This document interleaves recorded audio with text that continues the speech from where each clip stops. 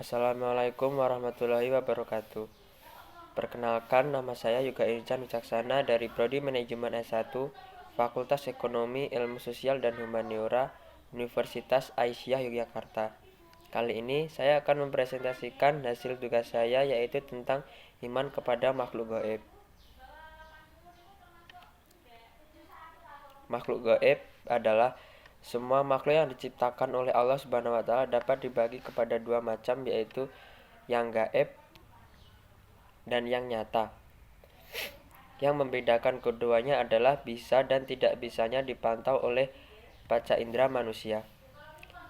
Gaib secara bahasa berarti sesuatu yang disamarkan, yang tidak terlihat dan tidak jelas. Hal ini mengisyaratkan bahwa yang gaib adalah segala sesuatu yang berkaitan dengan hal-hal yang tidak nampak, seperti jin, setan, hantu, malaikat, dan yang tidak nampak lainnya. Percaya kepada hal yang gaib merupakan rukun iman yang keenam. Oleh karena itu, iman kepada yang gaib menjadi salah satu yang harus diyakini dan dipedomani. Dan iman kepada yang gaib merupakan sesuatu yang wajib diyakini oleh setiap pemeluk Islam. Rukun iman yang keenam adalah 1. Iman kepada Allah, 2. Iman kepada malaikat, 3. Iman kepada kitab-kitab Allah, 4. Iman kepada Rasul-Rasul Allah, 5. Iman kepada hari akhir, dan ke-6. Iman kepada qada dan qadar. Al-Quran sendiri mengisyaratkan bahwa salah satu ciri orang yang beriman salah satunya adalah mempercayai kepada hal yang gaib. Makhluk gaib harus kita percayai keberadaannya, karena dengan kita meyakini atau mengimani keberadaan makhluk gaib, berarti kita iman kepada yang gaib. Iman kepada hal yang gaib berarti meyakini ciptaan Allah Subhanahu wa taala yang berada di luar dunia nyata dan meyakini secara penuh tentang kekuasaannya. Namun, percaya atau beriman kepada hal yang gaib bukan berarti meyakini bahwa makhluk gaib itu memiliki kekuatan penuh. Karena jika hal ini sampai terjadi, maka akan mengakibatkan kemusyrikan atau menganggap ada sesuatu kekuatan selain kekuatan Allah Subhanahu wa taala. Pada paragraf sebelumnya telah kita bahas tentang contoh-contoh makhluk gaib. Setelah ini kami akan merinci beberapa makhluk gaib atau makhluk gaib dan kewajiban kita mengimaninya serta hikmah-hikmahnya. Di antara pembahasan makhluk-makhluk gaib kita kali ini ada malaikat, jin, iblis, dan syaitan. Pada bagian ini kami akan membahas tentang pengertian malaikat, eksistensi malaikat, nama dan tugas malaikat, sifat-sifat dasar malaikat, perbedaan malaikat dengan jin, syaitan, dan iblis, hikmah beriman kepada malaikat Allah Subhanahu wa taala, dan cara untuk meyakini dan mengimani keberadaan malaikat. Pertama yaitu pengertian malaikat. Secara etimologis atau lugawi, kata malaikah yang dalam bahasa Indonesia disebut malaikat adalah bentuk jamak dari kata malak. Berasal dari masdar al-alquh yang berarti arisalah atau misi atau pesan. Yang membawa misi disebut ar-rasul atau utusan. Dalam beberapa ayat Al-Quran, malaikat juga disebut dengan rukun rusul atau utusan-utusan. Misalnya pada surat Hud ayat 69, bentuk jamak lainnya dari kata malak adalah malai. Dalam bahasa Indonesia, kata malaikat bermakna tunggal atau satu malaikat. Bentuk jamaknya menjadi malaikat-malaikat.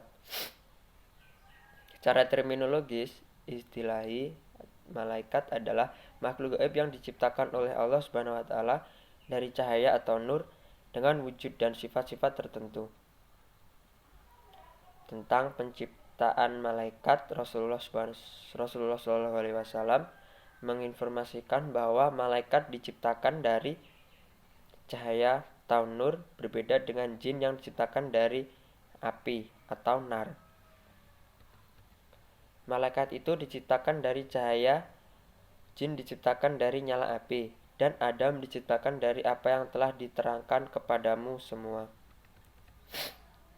Tentang kapan waktu penciptanya tidak ada penjelasan yang rinci.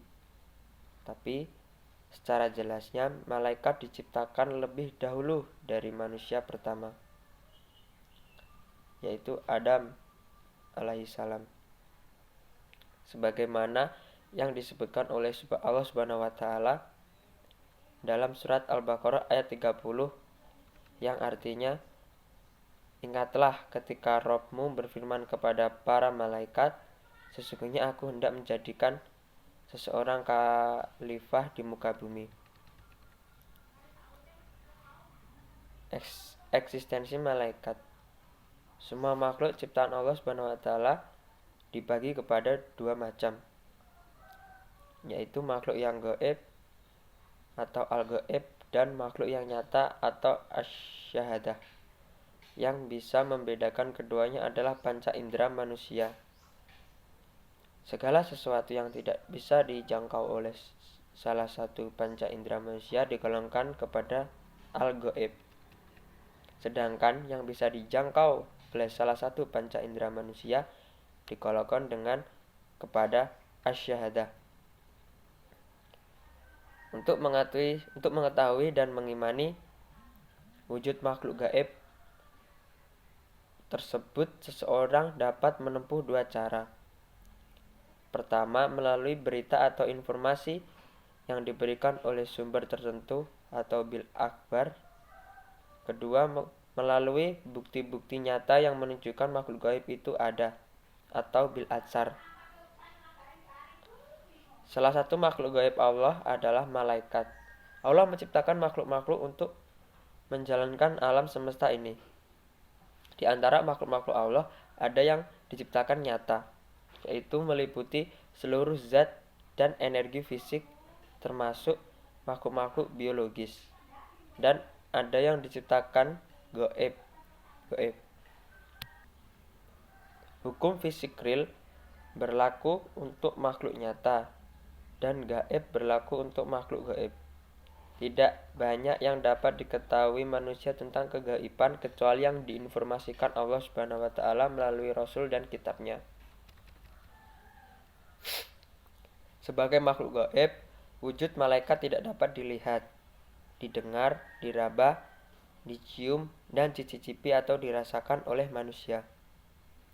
Dengan kata lain, tidak dapat dijangkau oleh panca indera, kecuali jika malaikat menampilkan diri dalam rupa tertentu, seperti rupa manusia. Dalam beberapa ayat dan hadis disebutkan beberapa peristiwa malaikat menjelma sebagai manusia, seperti terdapat dalam surat Al-Hud ayat 69-70. Dan sesungguhnya utusan-utusan kami atau malaikat-malaikat telah datang kepada Ibrahim dengan membawa kabar gembira. Mereka mengucapkan selamat. Ibrahim menjawab, selamatlah. Maka tidak lama kemudian Ibrahim menyuguhkan daging anak sapi yang dipanggang. Maka tatkala dilihatnya, tangan mereka tidak menjamahnya. Ibrahim memandang aneh perbuatan mereka dan merasa takut kepada mereka.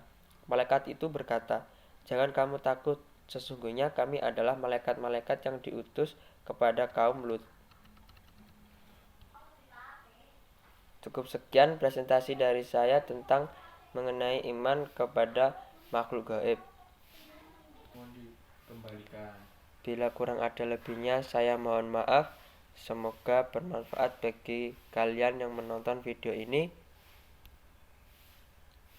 Sekian, saya Yoga Insan Wicaksana dari Prodi Manajemen S1 Fakultas Ekonomi, Ilmu Sosial dan Humaniora Universitas Aisyah Yogyakarta.